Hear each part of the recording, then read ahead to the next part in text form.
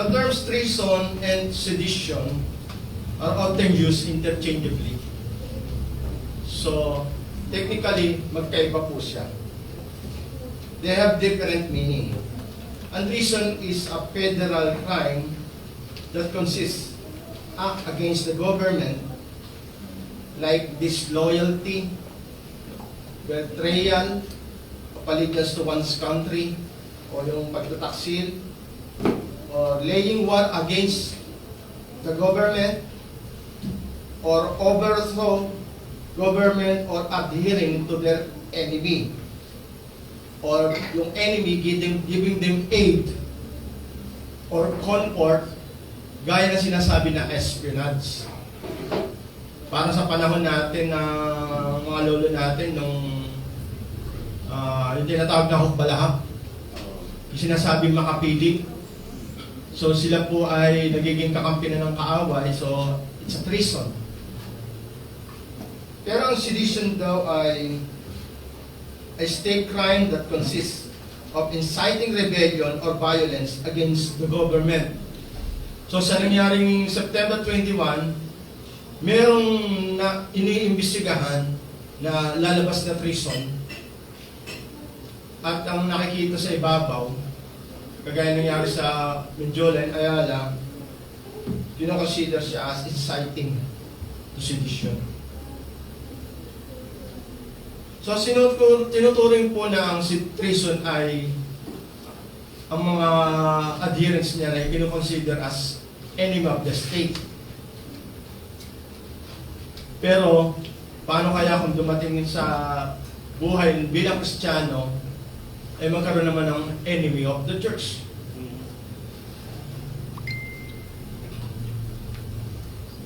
What if the Christians are considering their pastors an enemy of the church? Sa history, si Serdon and Marcion, 2nd century, sila po ay nagtuturo ng Gnosticism. Ang Gnosticism po ay naniniwala na lahat ng material ay evil. Kaya nagtuturo sila ng salvation was through a secret knowledge rather than through faith in Christ. So yun po yung Gnosticism. Kaya sila po ay considered as enemy of the church because their teachings were deemed false and destructive. The Arian controversy naman, o si Arius, is another instance where a pastor, Arius, was seen as an enemy because of his beliefs about the nature of Christ. Kung ano po yung dala-dala na turo ng Iglesia ni Cristo. Kinikilala nila si Cristo na ay tao lamang. So, it's considered as heretical. Sa ating pag-aaral ngayon, what if etong teksto na to, sinasabi ni Pablo, sa kabila ng lahat, kinoconsider siya as enemy ng church because of teaching the truth about sa salvation. So muli, inimbitahan ko kayong tumayo at ating pumbasahin ang ating teksto sa Galatians chapter 4 verses 12 to 20. Ito po yung the heart of the pastor because of yung kanyang mga tinuruan ay nagbabackslide pagdating sa doktrina patungkol kay Kristo. Sabi niya sa verse 12, "Brothers, I entreat you, become as I am, for I also have become as you are. You did me no wrong. You know it was because of a bodily ailment that I preached the gospel to you at first. And though my condition was a trial to you, you did not scorn or despise me, but received me as an angel of God, as Christ Jesus. What then has become of your blessedness? For I testify to you that, if possible, you have gouged out your eyes and given them to me. Have I then become your enemy by telling you the truth? They make much of you, but for no good purpose. They want to shut you out, that you may make much of them. It's always good to be made much of for good purpose. And not only when I am present with you, my children, for whom I am again in the anguish of a childbirth until Christ is formed in you. I wish I could be present with you now and change my tone, for I am perplexed about you. Tago manalangin. Dakilang Ama, kami po ay patuloy na ipapasalamat sa inyo sa binigay niyo sa amin na pribileyo nung makadulog sa araw na pinagkalob niyo sa amin na base sa amin magkaroon ng kapahingahan at patuloy na maging pagpapala sa pamagitan ng inyong salita. Tunay nga na pinagtipon-tipon niyo kami sa araw na to, sa lugar na to, para muli na ikaw ay aming sambahin. Maitaas ang inyong pangalan at tunay nga na mapagpala niyo, lalong-lalo na rin sa inyong salita, na siya nagiging gabay at tanglaw namin sa buhay na to. Kaya dalangin po namin na patuloy nawa na ang puso namin at isip ay maitaon lamang sa inyo. Ikaw po lamang ang sentro ng araw na to at hindi kami. At hindi mga tanga paligid sa amin, kundi kayo lamang, aming Ama. Kaya tunay nga na patuloy niyo kaming gabayan, samahan, at sa presensya ng Banal na Espiritu ay patuloy po na magbigay ng kaliwanagan sa isipan ng bawat sa amin upang patuloy namin maunawaan ang inyong salita. At tawa, ang araw na to ay patuloy na maging kalugod-lugod sa inyong dakilang pangalan. Ito po ay patuloy namin dinadalangin sa tayong pangalan ni Jesus. Amen.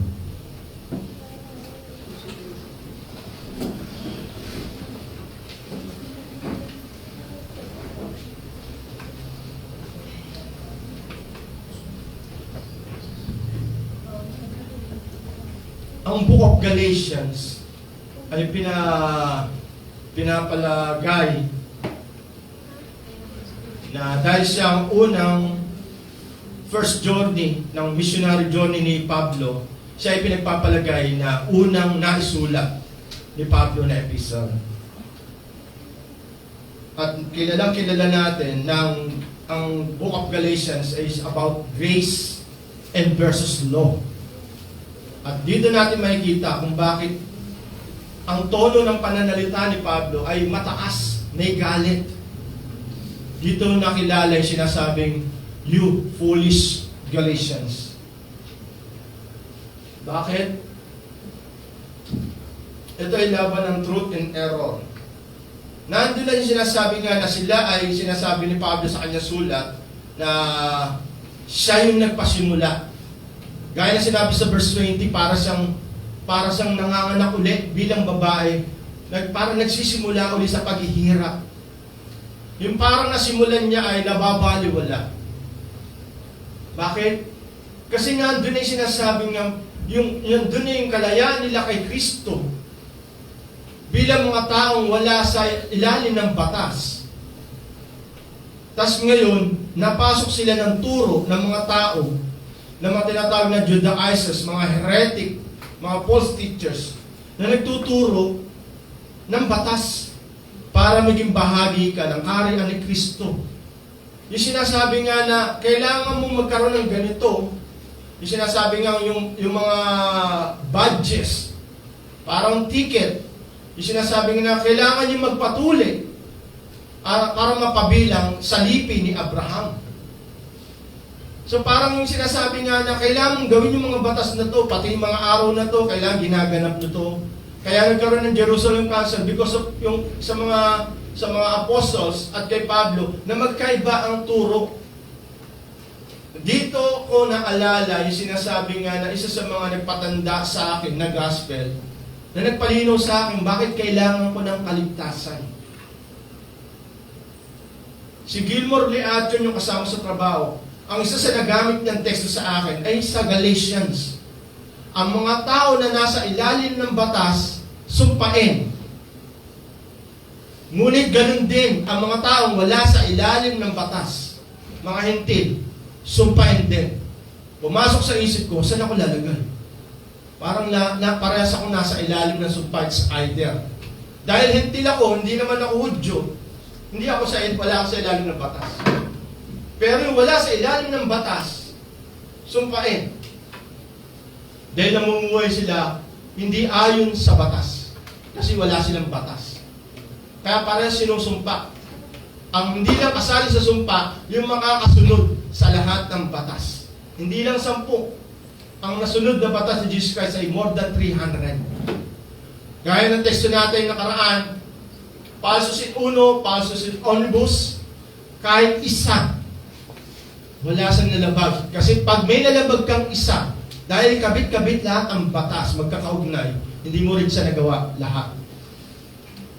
So makita mo yung punto ng pastor dito na nagpasimula sa iglesia ng Galacia ay labanan ng turo between freedom of Christ, kalayaan kay Kristo, at muling pagkakaalipin sa pamagitan ng batas. So imagine mo, dahil hentil ka, parang ang focus mo, ano pa ang kailangan ko para kumaligtas? Kaya makita mo may mga tema si Kristo sa kanyang epistle na sinasabi niya, you are complete in Christ. Wala ka ng ibang dapat gawin. Ang gagawin mo lang manampalataya at sumunod kay Kristo. Wala na kasi lahat yan ginawa na ni Kristo. Pero ang mga taga-Galatians, nadadaya sila sa turo ng mga nasa labas. At ang nakakalupot dito, yung iglesia na pinasumulan ni Pablo. At alam ko makaka-relate lahat ng pastor dito na nagsimula sa isang iglesia. Maneneglect mo yung family mo, wala kang gaanong support, at ang mabigat dyan, kung paano po bibisatahin, aalagaan, tuturuan, yung bawat isa dahil wala ka pang kasamang leader. Parang ang isang tao na gusto mong magtanim, pero ang magiging sakahan mo, yung lugar na kung saan, kailangan mo pang tibagin ng mga bato, bungkalin pa, yung magsisimula ka sa umpisa. Ito yung sinasabi ni Pablo, para akong babaeng mga anak muli sa nangyayari sa inyo. Kasi nandun na kayo sa papag, pumupunta pa kayo sa putik. Kaya makita mo yung verse 20, yung sana pag nandyan ako, para naman magbago ang aking tono. Kasi pag binabasa natin ang Galatians, mababa ng tono niya rito, pero yung before, kagaya ng testo natin nakaraan, yung sinasabi niya, ako ay kaya kong ibigay ang lahat ng material para sa inyo. Suporta. At even yung sarili ko, ibibigay ko para lang sa kapakinabangan ninyo. At ang mabigat dito, yung sinasabi nga sa teksto, binabanggit niya, merong pumasok sa inyo na in-entertain nyo at pinaniwalaan nyo.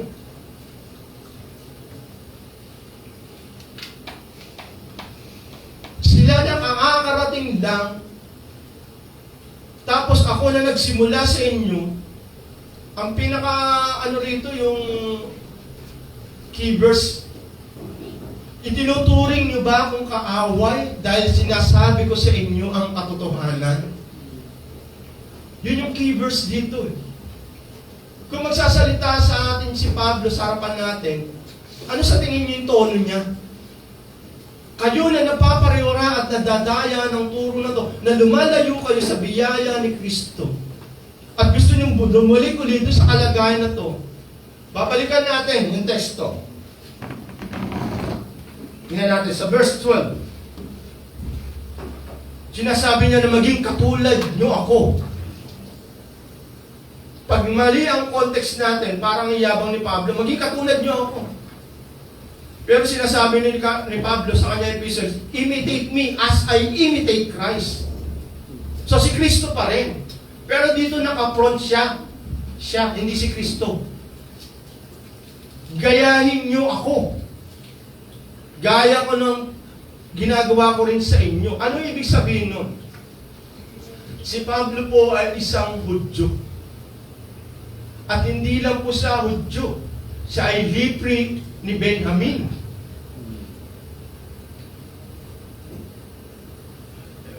So, saan ba natin makikita yan? Sa Philippians. Yung background niya. Philippians chapter 3, verse 4 to 11. Ako ay Pariseyo. Pariseyo ng mga Pariseyo pagdating sa batas. Walang makakaigit sa akin. So, makita mo, nandun siya. Pero ba sabi niya, gayahin niyo ako. Ibig sabihin, siya na isang tagmasugi, silos, pagdating sa kautusan, tinalikuran niya to dahil sa revelation sa kanya sa Damascus, namuhay siya sa biyaya.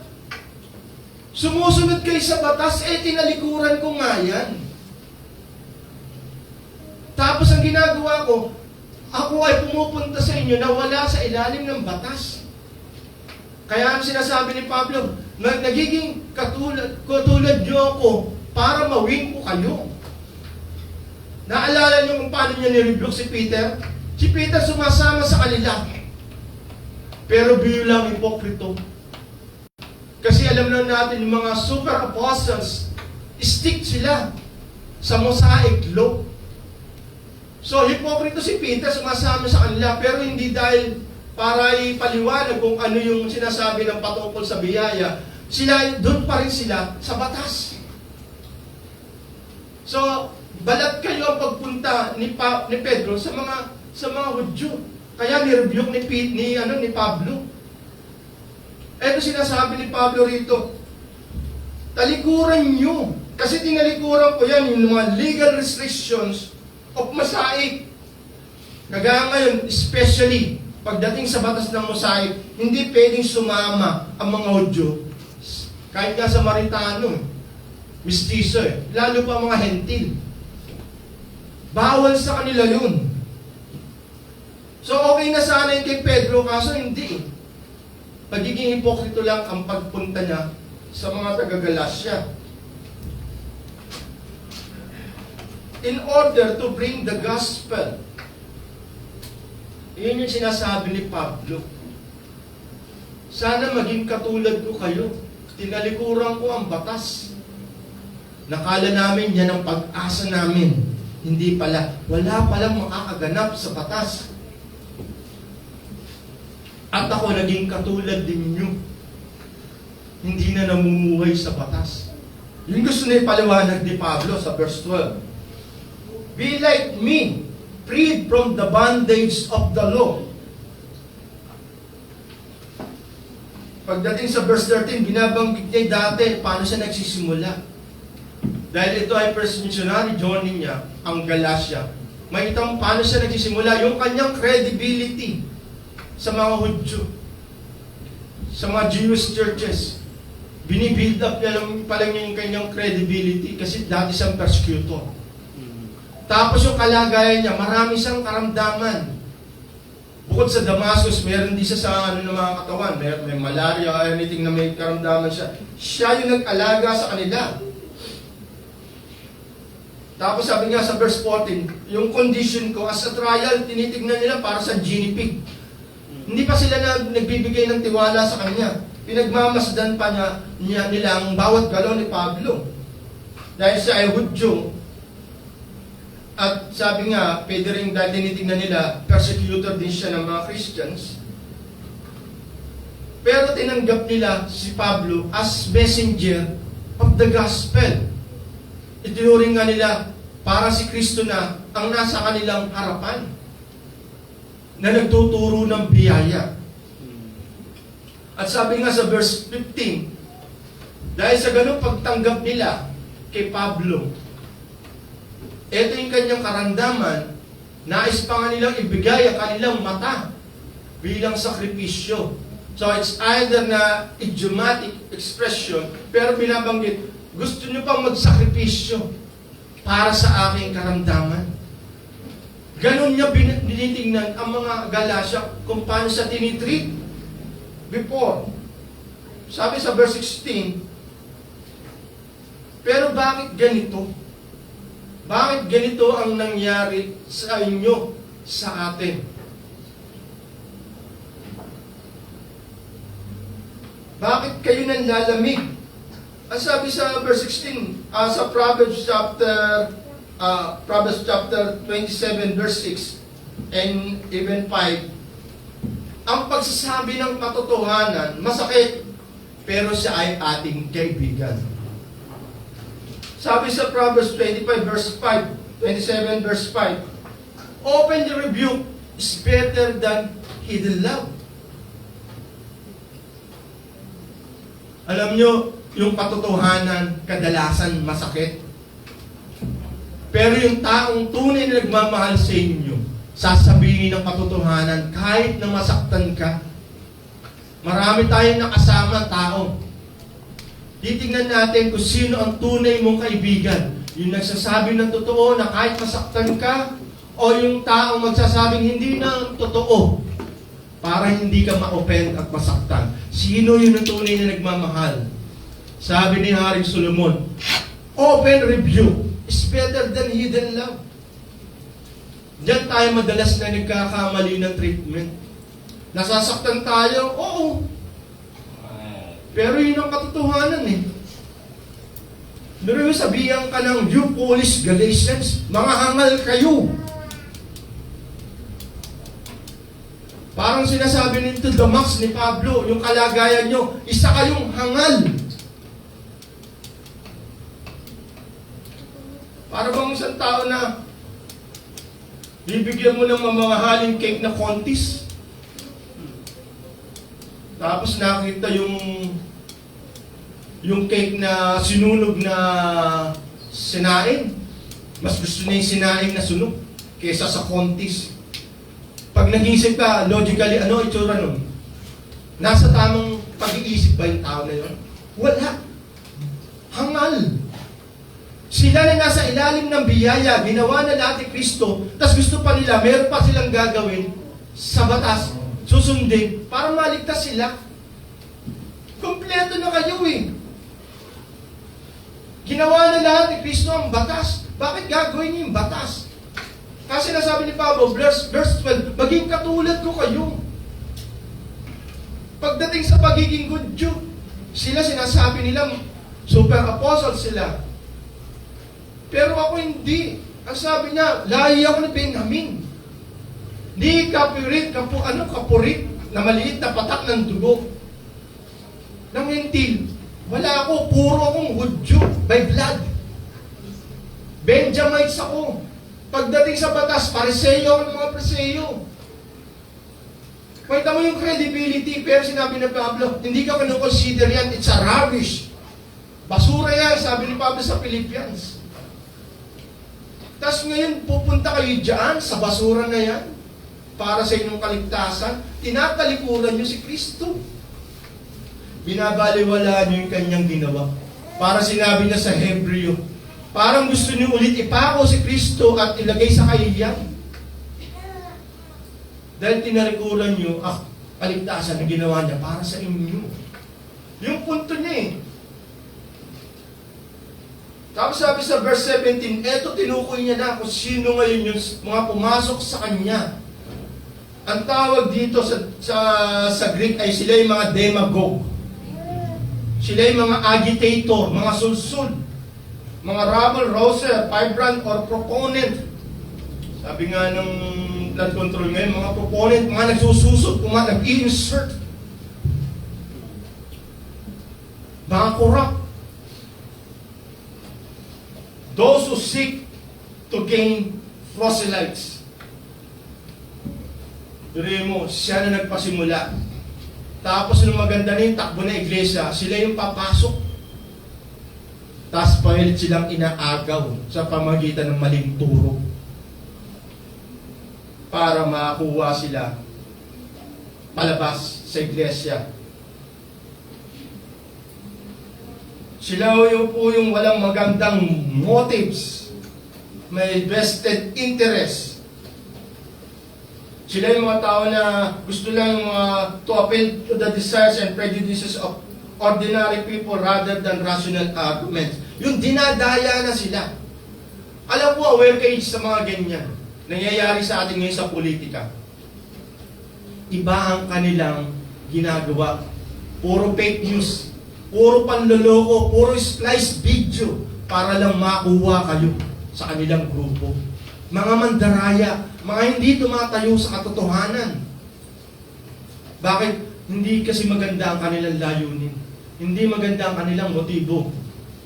Gusto nilang makuha kayo papunta sa kanilang grupo. At sasabi sa verse 18, inaalis kayo sa magandang kadahilanan. Yung sinasabi ngang gospel of Jesus Christ, gospel of grace.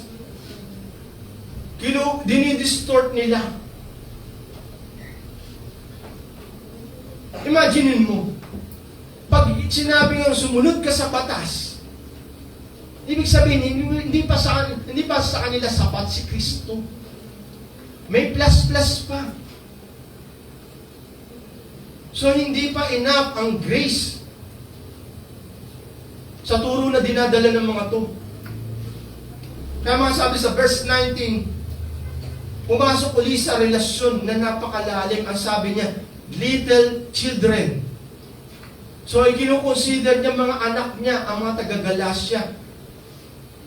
Hindi lang kasabi na iglesia, tinuturing niya mga anak.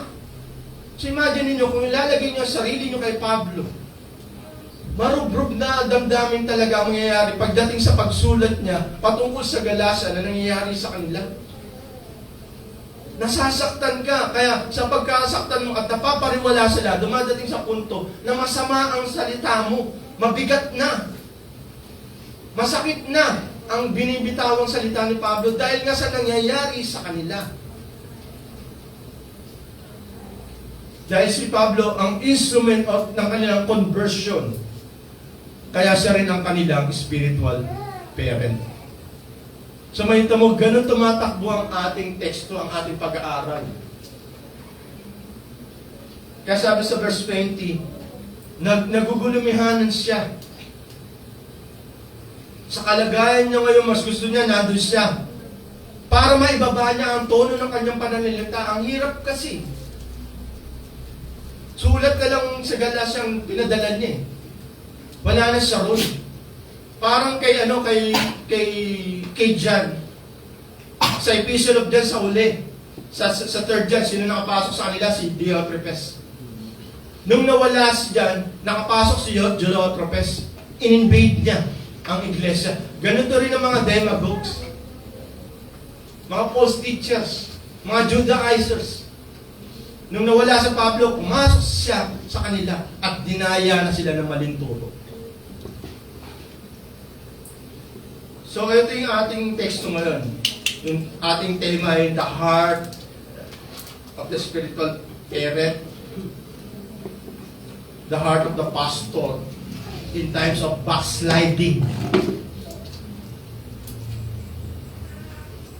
Ang kanyang mga tinuruan. From grace to law. So, ito po ay ating pangatlong series ng Truth Matters. Kahit anong mangyari, ang dinadalang turo dito, dalawa. Truth and love as a point 1. And as a point 2, error and selfish gain. So, contradiction or self-centeredness. Nakita mo si Pablo bilang halimbawa sa kanya. Kahit niyang gastusan, kahit di sila magbigay, ako gagastos, ako maghahanap buhay. At even yung aking buhay, kaya kong ibigay para sa inyo. To spend and be spent.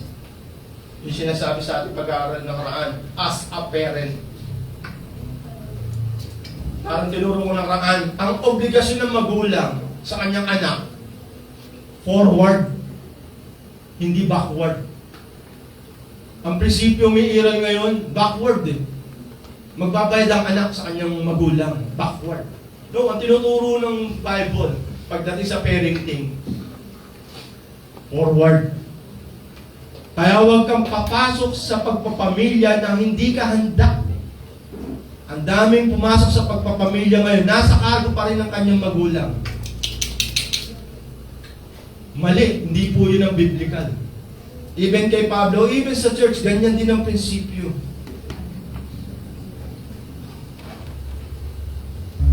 So, ngayon po ang ating Truth Matters, yung truth and love.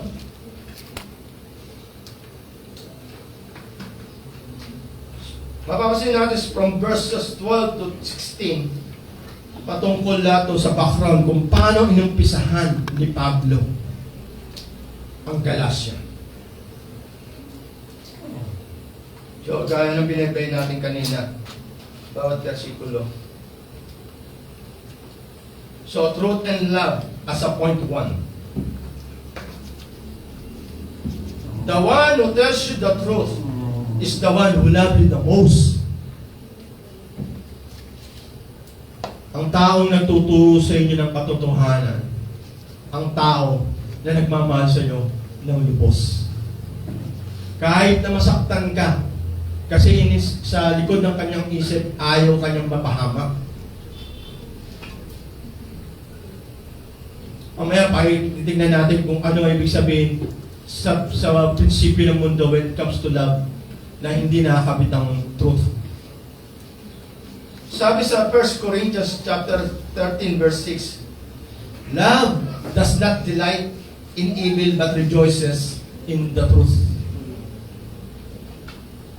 Bakit sinasabi ngayon truth and love? Yung tunuturo ni Pablo sa verse 12 to 16. Hindi sa pwedeng pagawalayin. Kasi sasablay pag yung isa lang ang kinuha mo at yung isa hindi. Lagi sa magkasama. Kaya sinasabi sa 1 Corinthians chapter 13 verse 6, love does not delight in evil. Hindi natutuwa ang pag-ibig sa kasamaan, kundi natutuwa siya sa katotohanan. Sabi rin sa 2 John chapter 1 verse 4, verses 4 to 6, walk in love and truth. Walk in truth and love. Laging magkasama. Hindi pwedeng magkaroon ka ng mahal sa buhay na nanasahin mo, na ang kalahati, tinatago ang katotohanan. Tapos lahat, pag-ibig lang ang pinakita sa'yo. Hindi po magtatagal yung relasyon na yun. Kailangan nandun yung transparency. Ang sabi, pag naliligaw ka, huwag ka rin pupunta ng gabi. Yung mga lalaki, huwag kang pupunta ng gabi. Punta ka ng umaga. Yung hindi pa nagtutupras, hindi pa nagsusuklay. Para makita mo kung gano'n siya nakaganda. Kaya nga sabi ng matatanda, kaya nga ligawan Pag naligaw ka, inililigaw mo siya. Ibig sabihin, hindi mo pinakikita yung totoo. Tama po ba? Kaya nangyayari, hindi nagtatagal ang relasyon. Pero bakit yung magkaibigan, yung mag-best friend, pag sila nagkatuluyan, pangmatagalan ang relasyon? Kasi alam na nila lahat. Ututin yan. Pag umutot yan, unlocks na radiation. Yung alam mo na ba natin lahat sa kanya, yung best friend mo, kasi walang tinago Pero pag nag-evolve yung love, yan ay true love, kasi alam mo lahat. Because love without truth can be hollow and ineffective. Isa sang walang space, yung isa sang basyo o ano ba tawag nun? Empty. At hindi rin siya effective. Pag yung love without truth, hindi siya maglalas. 2 John chapter 1 verse 1 suggests that love and truth are intertwined. 2 John chapter 1 verse 1. And one without the other is incomplete. Kaso nangyari ngayon ang prinsipyo ng mundo, ang filosofiya ng mundo ngayon, philosophy, based sa mga anak lang. Sa anak lang. Extreme love. Abay, yung nasa sa division ako, sa bayan, sa San Jose. Kung kami po ay nasa barangay, nakita namin sinasabi nga na kinakastigin mga anak nila, pero yung magulang, ang pagkakaintindi niya, hindi ginagawa ng anak ko yan, mabait dyan. Hindi yan nagmumura. Hindi yan salbahe. Alam ko yun, magulang ako eh. Pero bilang magulang, palihim kayong pumunta sa computer shop ng mga na pinupuntahan ng anak nyo at kasama yung mga tropa niya, subukan nyo. Mag-disguise kayo, huwag kayo magpakita, discreet kayo. Makikita nyo kung paano nagmumura ang anak nyo. Hindi yan nagmumura sa bahay. Kaya niyang gawin yun eh. Pero sa labas, pagkasama yung tropa, makikita mo kung gaano karumi yung bibig niyan. Yung magulang na hinihila na yung buhok, halos mapigtal na. Ang bait ng anak ko, ginaganon pa. Mali po yun. Kaya nga pinapalo ang bata pag mali kasi hindi ka pa maipag-communicate sa kanya. Malalaman niya lang masama ang isang bagay pag sinaktan mo siya. Kaya inasabi ni Solomon, huwag mong ngayaang hindi papaluin kasi lalo mapapahamak yan. Kasi yun pa lang yung communication mo, hindi pa kayo nakakapag-usap. Pag meron masamang gawin, paluin mo. Eh, susundutin yung mata mo eh. Okay lang, okay lang. Pinag-aagis na yung gamit mo, okay lang. Hindi po yun ang tinuturo ng Bible. Truth and love, magkakabit. Ang tinuturo ng mundo, extreme love. Wag lang ma-open. Hahayaan mo lang. Hindi mo sasabihin ng totoo. Pero sabi, 2 John chapter 1 verse 1, ang love and truth are intertwined. Magkakabit. Hindi mo pwedeng pag-iwala ng bawat isa. Without the other, it is incomplete. Sabi ni John Hill, telling the truth often brings many enemies to the ministers of Christ. Not only the men of the world, profane sinners, but professors of religion. And sometimes such who once loved and admired them. Yung sinasabi, eto si Pablo. Kung sa pagsasabi ko ba ng katotohanan sa inyo, itinuturing niyo akong kaaway. Ang pag-ibig niyo nanlamig sa akin. Ito rin sinasabi ni John Hill. Even the ones love and admired them.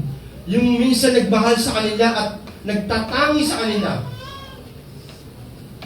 Sila yung kinoconsider as enemy of the ministers.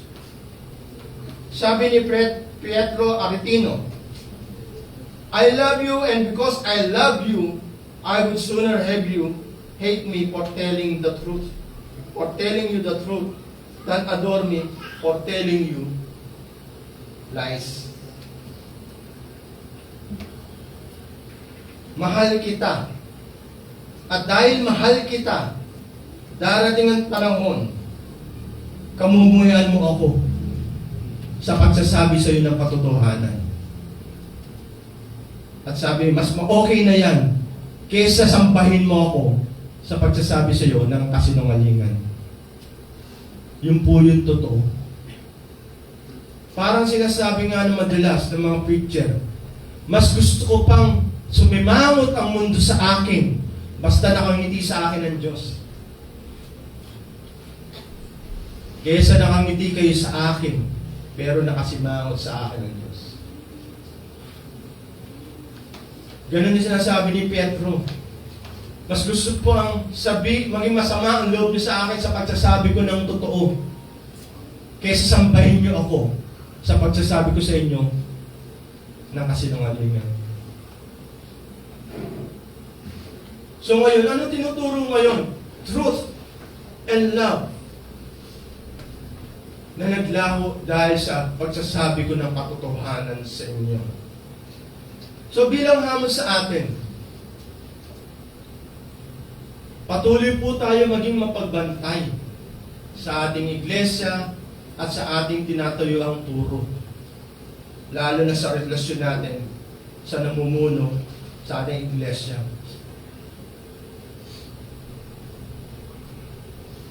Katulad ng mga taga-Galasya,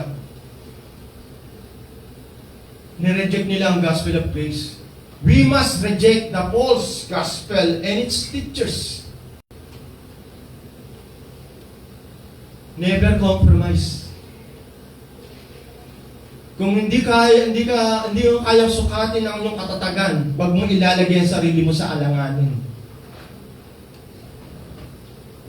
Pag hindi mo kaya at wala kang kasiguruhan sa sarili mo, mag-a-apply ka ba sa customs? Kahit malaki sahod, Christian ka.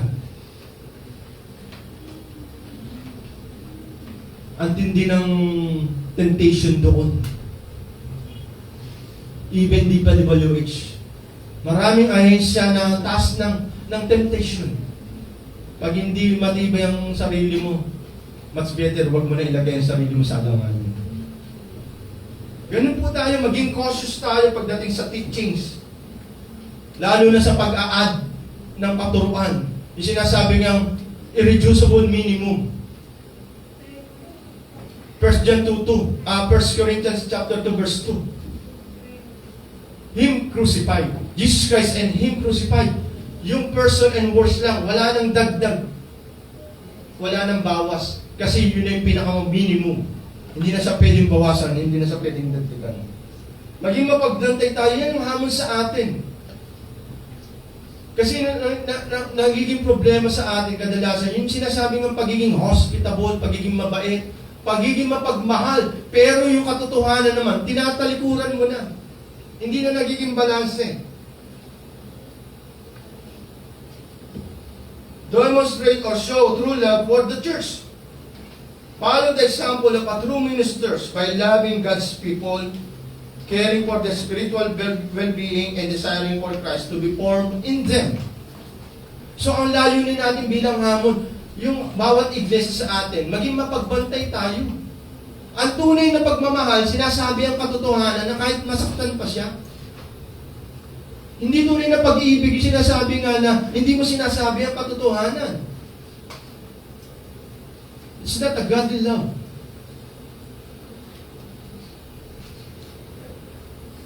Patuloy tayo maging katulad ni Kristo gaya na sinasabi ni Pablo, na laging sumusunod sa kanyang ama lamang. Hindi niya tinitignan ang kanyang sarili, tinatalikuran niya ang kanyang sarili. Kaya sabi ni Kristo, deny yourself. Kasi mismo si Kristo, dininay niya ang sarili niya. Paano ka magiging katulad ni Kristo kung nakapokus ka lang sa sarili mo? Ayaw mo siyang talikuran. Gusto mo laging pagsilbihan yung gusto mo, kailangan mo. Hindi yung gusto ni Kristo ng kanyang ama. Ganun ang pagiging Christian. At huwag tayong matuto o matrap sa mga taong gusto lamang ang interest para sa kanilang sarili lamang pakinabang. Wala ang pagmamahal doon pag kanila lang interest ang gusto nila. Yung mga vested interest. So ganun po tayo dapat maging mapagbantay. Hindi lang sa ating sarili, sa iglesia at maging sa kapatiran, magbantayan tayo.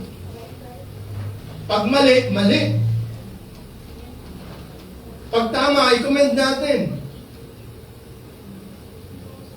Hindi sinasabi ng, hindi ko sasabihin ng totoo kasi ma-open siya. Didistansya siya sa akin. No. Di bali ng distansya siya, basta sinabi mo yung katotohanan sa kanya. Cargo niya na sa Diyos yun pag hindi siya naniwala sa iyo.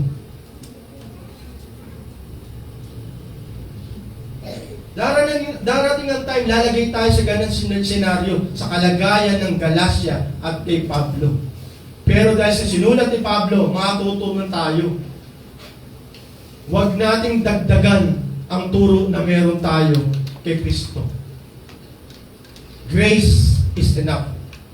We are complete in Jesus Christ. Tandaan niyo po yan.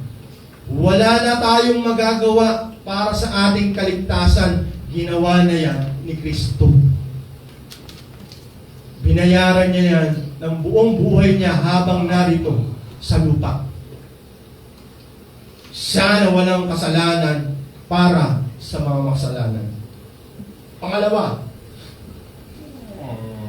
Yung in contrast doon sa tinuturo niya sa kanyang sarili, relasyon niya sa Galacia, ito naman yung pumasok sa kanila. Magmula sa versikulo 17 hanggang 20, verse 17 to 20. So, ini-expose niya kung sino yung mga tao na to, na wala silang ibang layunin, kundi ilayo kayo sa akin. May mga vested interest sila. Gusto kayong is-proselyte papunta sa Judaism, mga Judaizers. Sila na sinasabing Christian, pero nilalaki pa nila ng gawa ang turo pagdating sa mabuting balita. Marami pong mga Christians na ganyan. Lumalabas na Christ is not enough. Pag nagdadagdag sila. As a point to, ito yung error and selfish gain. Or sinasabi nga, yung self-centeredness. They sought only themselves and their own carnal worldly interests. Para bang si Satanas, nag-o-offer kay Jesus Christ sa wilderness. Para lang sambahin siya. Ibibigay niya lahat ng nakikita para sambahin siya. For their own pleasure, for their own profit, and not the good and welfare of the souls of these Galatians. Sila yung mga demagogues, agitators, rabble, ano yung tawag sa kanila? Rabble rouser, firebrand, proponents.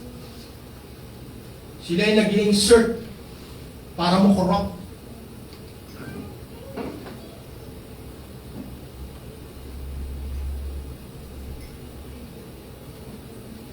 Today, we are invaded not with direct errors like yung kalagayan ng mga Galacia,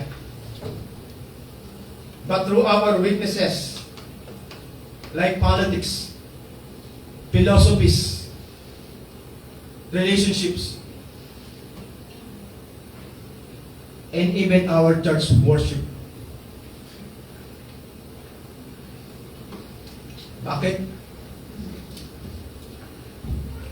Hindi ako nag-a-idea ng mga kanta ng mga mega churches na made na praise and worship. Bakit? They cater emotions. Tagtag sila ng me, I. More on subjectives. More on emotions. Para bang ang silang camera sa kanila. Hindi dapat ang camera sa Diyos. Laging sila ang sentro, mega churches. Kaya nga mega churches sila eh. Bakit? Sila yung nagtuturo ng self-centeredness teachings.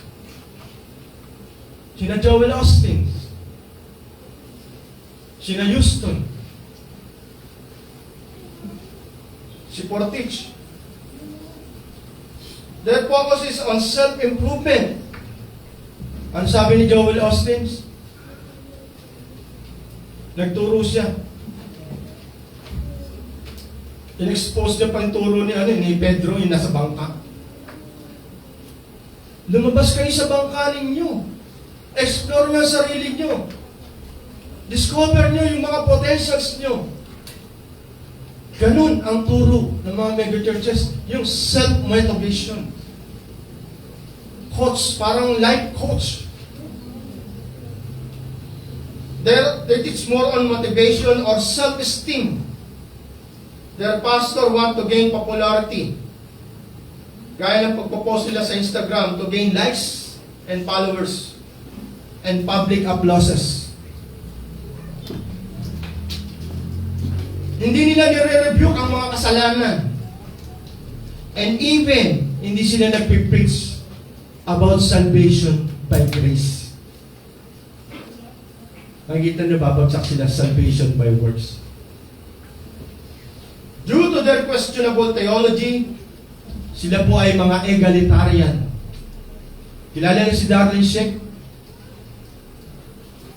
Pastor po sila. Pastor po yan. And even si Bob Houston, Si Brian Houston, yung asawa niya si Bobby, pastor din po yun. Ang egalitarian, kinikilala nila yung kababaihan. Kaya nire-recognize nila, even babae, pastor.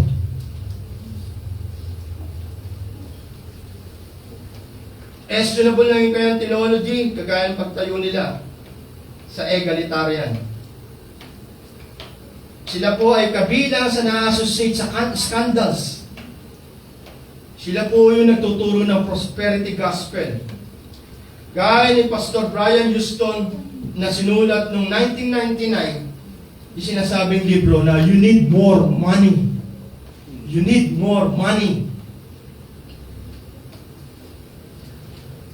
Kaya pag pinakinggan ko ang kanta nila, tagtad ng me, pure subjective, pure emotions.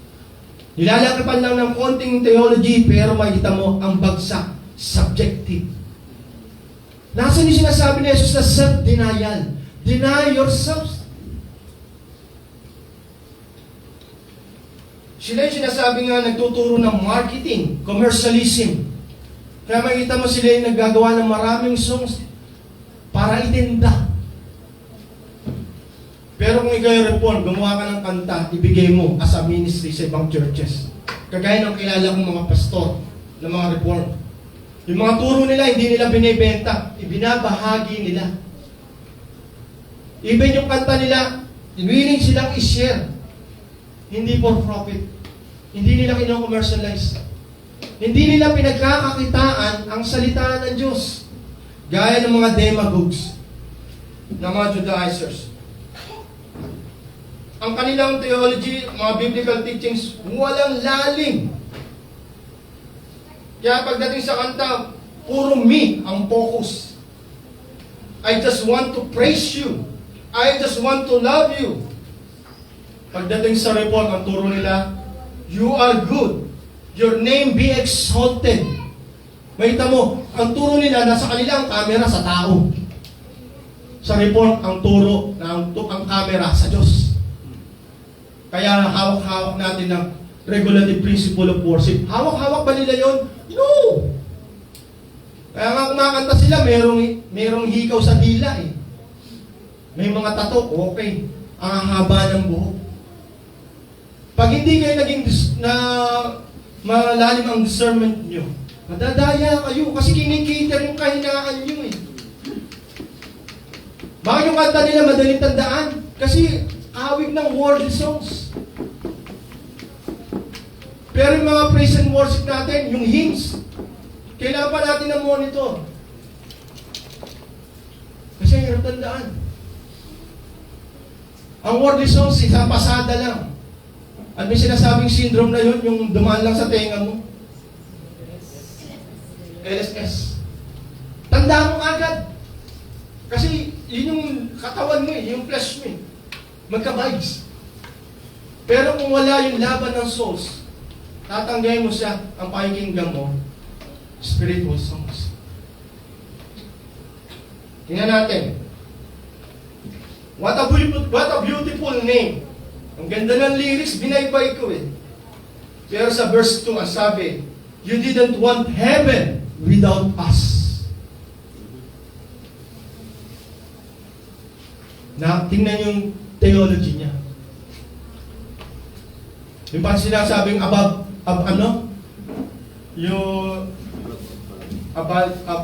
all. You took the fall and thought of me.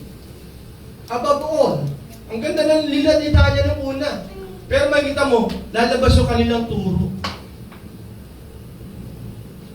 And thought of me. Me na naman, above all. Supply. Supply ang theology. You didn't want heaven without us. Pero sabi sa Ezekiel 36 verses 21 to 22, but for the sake of my holy name.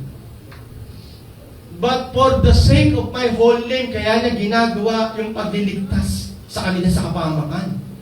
Hindi para sa inyo, for the sake of my holiness, which you profane. It's not all about us. It's all about Him.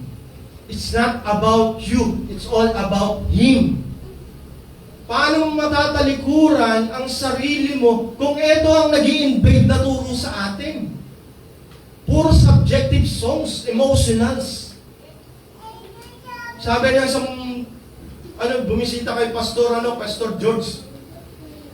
Ang church nyo, kulang-kulang ang instruments. Ganun ba? Sabi ni Pastor George. Hindi na nagsasamagot.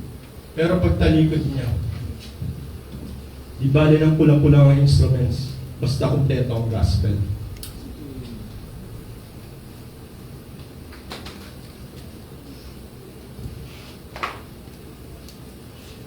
And the carnal approach of the church. Pastor Carl Renz of Hillsong Church in New York City fired for adultery. Claim that there are many ways to God. Siya'y nakausap ni Oprah Winfrey. There are many ways to God and refuse to address abortion and homosexuality. Kaya yung mega church, ang daming bakla.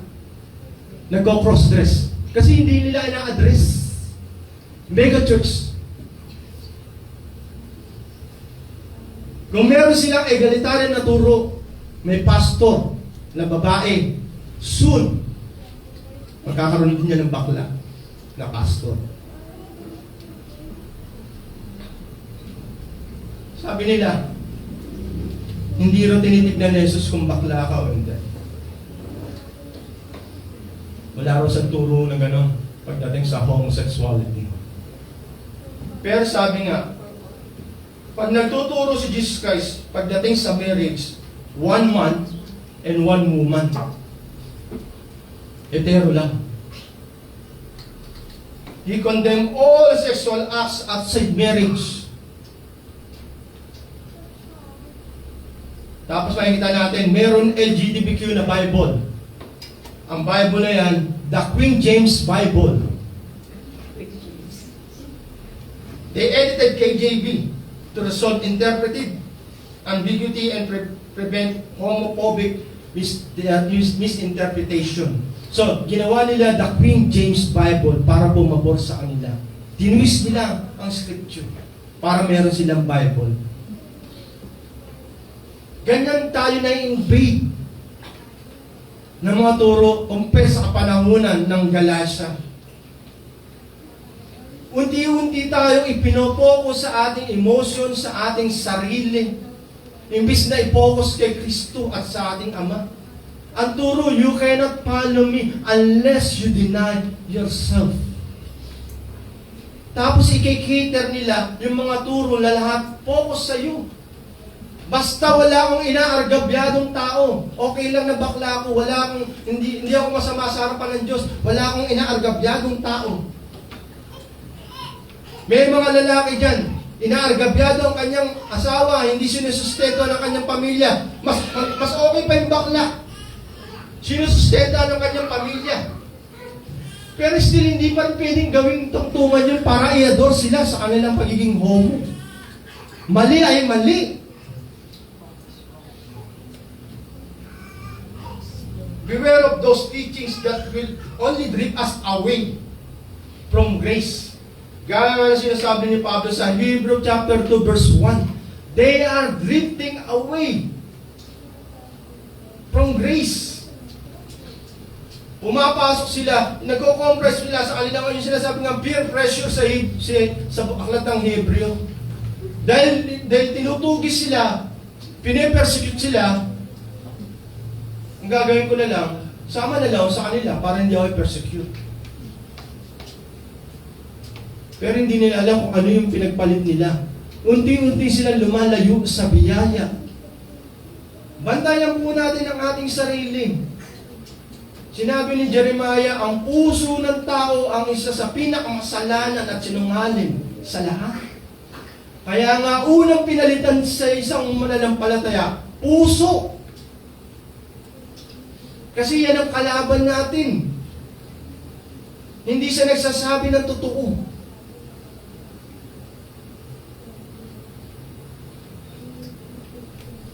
Mali yung kasabihan na sinasabi nga, wala akong ginagawang masama.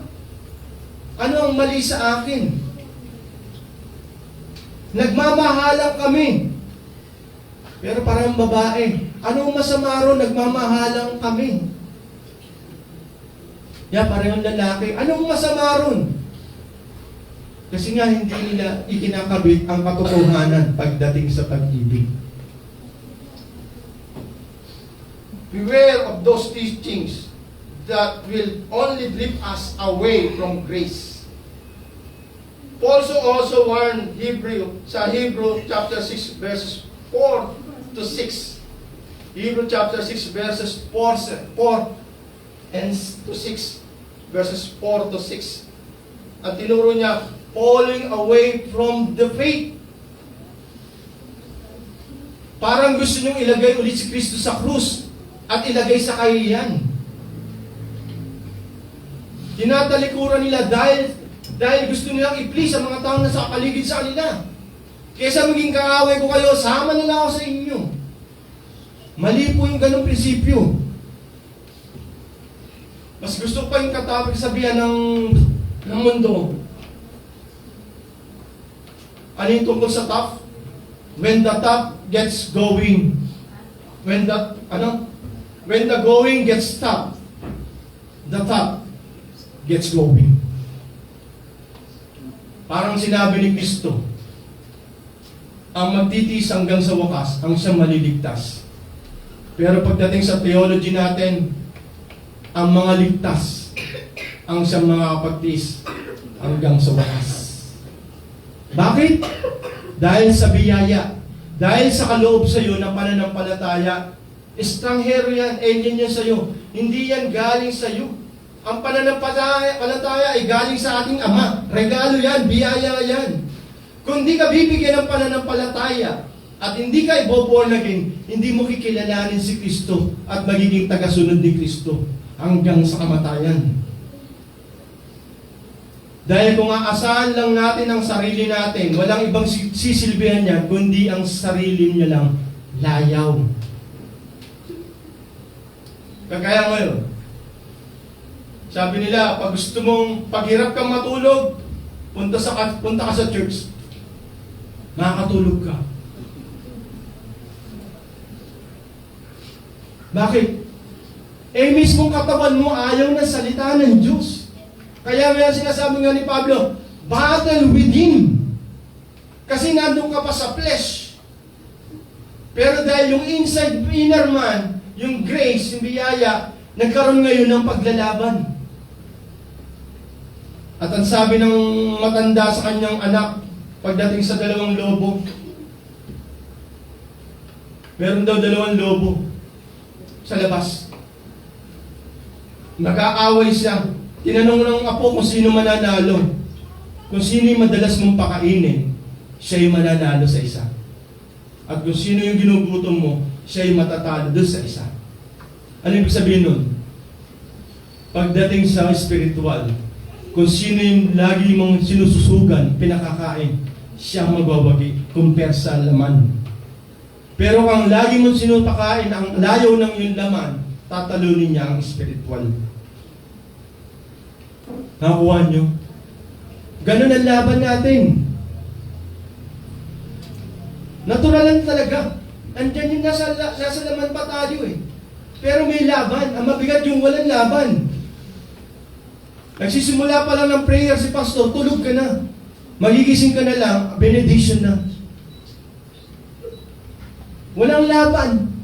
Mas gusto pa yung nakikita mong tumuto ka, tapos ganun pa rin siya. Ganun pa rin siya. Kasi may natok na lang talaga eh. Bakit?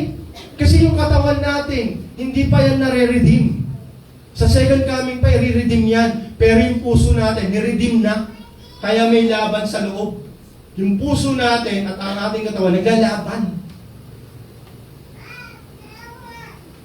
Pero kung hindi ka regenerated, yung laman lang, at talagang walang papasok sa yung salita ng Diyos. Bilang pagtatapos, pagdating sa katotohanan at pag-ibig.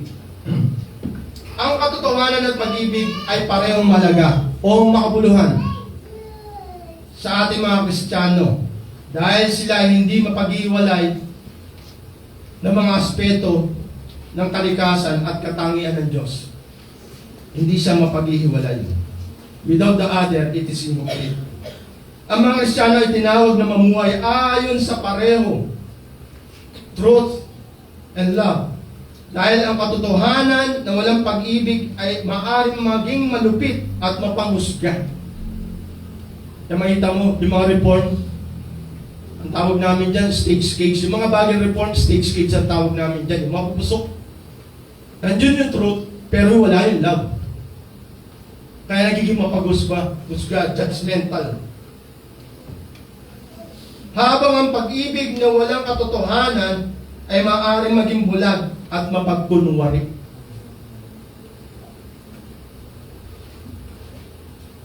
So, ibig sabihin, they balance each other. Magkasama, ang katotohanan ay nagbibigay ng balangkas o framework. So, yung katotohanan sa iyong katawan, para sa bahay, sa iyong framework. Habang ang pag-ibig ay nagbibigay ng motibasyon at pakikiramay o compassion na kailangan para mamuhay ng isang buhay na nagpaparangal sa Diyos at naglilingkod sa iba. Pag wala hindi raw guided ng truth ang love, talaga nagiging extreme siya. Unguided. Loose. Kaya makita mo, mahabot sa extreme love. May mga churches na ganyan, love, love, love. Sino pa ba yung nagtuturo ng love, love, love lang? Nagturo sa Dasma yun, yung pastor na yun, yung mahilig kumanta. Basta love lang. Mali. Pag walang truth, hindi yan biblical love. So, ibig sabihin, ang nagko-control sa love, truth. At ang laman ng truth ay love. The Bible portrays Jesus as full of grace and truth. Ang love po ay part ng grace. At sinasabi nga, at yung grace na yun, si Jesus Christ ang truth. Sabi sa John chapter 1 verse 4, God is both truthful and loving, and Christians are called to reflect both attributes. Jesus Christ full of grace and truth. Pag sinabing grace, it's love. At yung love na yun, John 3:16, yung love na yun, nagkaroon ng katuparan kay Kristo. Kaya si Jesus Christ ang truth. Grace and truth. It's Jesus Christ. Kasi pag wala yung katotohanan, it's a loose love. Sabi ni isang pastor na nakasama ko, nung bago-bago pa lang ako, bakit kailangan pang ipako ang kanyang buktong na anak na lubos na kinalulugdan? Pero din niya namang patawarin yung mga kasalanan katulad natin. Bakit kailangan niya pang durugin sa krus? Gaya sinasabi sa sa Isaiah, He crushed His only begotten Son. Sabi ng pastor, bakit kailangan pa i-crush? Pwede naman tayong patawaran eh. Kaso yung puot ng Diyos, ang pwede lang magpahupa dyan na alay, ay ang kanyang buktong anak na lubos ng kinalulugdan. That's the price. That's the sinasabi ni Pablo na precious blood of Jesus Christ. Hindi pwedeng yung pag-ibig na yun, wala yung katotohanan. Ang katotohanan, ikaw ay makasalanan at ikaw ay kailangan mapunta sa impyerno. Kailangan mo siyang pagbayaran ng walang hanggan. That's the truth. Pero dahil ang Diyos ay pag-ibig, kailangan niya nang iligtas ang kanyang mga pinili sa pamamagitan ng pagbabayad ni Kristo para iligtas tayo sa buhay, sa kamatayang walang hanggan. Kaya si Jesus Christ, grace and truth. Kaya yun yung tinuturo sa atin, love and truth. Ano sa reciprocal siya? Without the other, incomplete. So ngayon, ano yung kalagayan mo ngayon? Ikaw ba ay namumuhay sa kasinungalingan? Ikaw ba ay namumuhay para sa sarili mo lamang? Ang sabi sa salita ng Diyos, ikaw ay nilikha. Wangis ng Diyos. para maging katulad kanya. Ayon sa Genesis, nilikha ka, kawangis niya. Pero dahil sa kasalanan, ikaw ay itinaboy sa kanyang presensya. At makakabalik ka lang sa pamamagitan ni Kristo. Siya yung katotohanan, siya yung daan, siya yung buhay. Sa pamamagitan lang ni Kristo, makakabalik. Kaya walang ibang kaligtasan, kundi sa pamamagitan lang ni Kristo. Dahil kung sarili mo lang, ipapahama ka ng sarili mo. Kasi ang gusto lang niya, yung gusto niya lang, nakalayawan mo. Yung mga nais niya. At kadalasan, ang gusto mo, yung pa yung ayaw ng ating Ama. Kaya ibubulit ka lang ng sarili mo sa kasalanan. Yan po yung sinasabi sa katotohanan patungkol sa sarili natin. Wala sa ibang ginusto, kundi yung gusto niya lang. At sinasabi nga, kung ang sinasamba mo ay yung gusto mo lang, yan ay Diyos-Diyosan. Isang ribulto, napatay lamang. Na walang nakakimata pero walang nakikita. May kamay pero hindi nakakagalaw. So yun po sana bilang imbitasyon sa inyo, wag nawa na maabutan tayo na namumuhay ayon sa ating laman, ayon sa ating gusto. Ang pagpunta naman natin na simbahan, hindi po sa parang cherry on the top, adorno lang. Religyoso ka lang. No! Dahil karamihan po na naman sa impyerno, puro reliyosong tao. Sila po yung nagngangalit ang bagang. Dahil mga hindi kumikilala sa Diyos, alam nila na hindi sila magngangalit ang bagang. Kasi sila po yung sinasabi nga na hindi kumikilala sa Diyos. Wala silang panghihinayangan. Yung nagngangalit ang bagang, sila po yung mga taong mali ang akala. Sila po yung maraming sumbat sa Diyos. Sila po yung mga taong reliyoso. In your name we drive out demons. In your name we heal the sick. In your name we preach the gospel. In your name we take communion. Pero pag tinignan mo ang kanilang salita, ang kanilang gawa, puro nakapokus lang sa sarili nilang kapakinabangan. Vested interest. Hindi po yan sinasabi ni Kristo ng tagasunod ng ating Ama. Ang sabi niya, deny yourself, carry your cross, and follow me. That's the cost of being disciple. At yun yung pinakita ni Kristo. Kahit dalhin pa siya sa kamatayan, na pinakasusumpang kamatayan, kung yun ang kalooban ng kanyang Ama, masunod nawa ang iyong kalooban. Ganun po ang pagiging Christians. Hindi ako. May mga pastors na puro apology. Puro ako. Pag nag-sermon, preachimony, puro testimony niya lang. Ang hawak ng theology, apology. And it's not supposed to. Ang ating pong awitin ay Magnificent, Marvelous, Matchless Love. Hinamta po ni Kate and Christine Jetty. Ito po ay contemporary songs. Kasi nung nag-aaral po sa GMA, hindi po ako nagkano ng classical song. Nung tinayuan ko po na hymnal, ang turo po, sabi nila kung luma, yun ang dapat kanta ng simbahan. Mali po, mga iglesia ganyan, puro lumang kanta. Ang inilaban ko po, kahit kalibre ngayon, basta yung kanyang lyrics, sound. Pag ang kanyang lyrics, sovereignty of God. Pag kanyang lyrics, Christ-centered. Kahit contemporary po yan, yan po ay awiting simbahan. Hindi po yung mga lumang kanta, mga classical hymns. Even contemporary hymns. Ito po ay contemporary hymns. It is focused on the greatness of God's love and that evidence in creation and experience through redemption and forgiveness. So, yun po yung tema ng ating awitin, Bilas Response. At bilang pagtatapos tayo pumanalangin.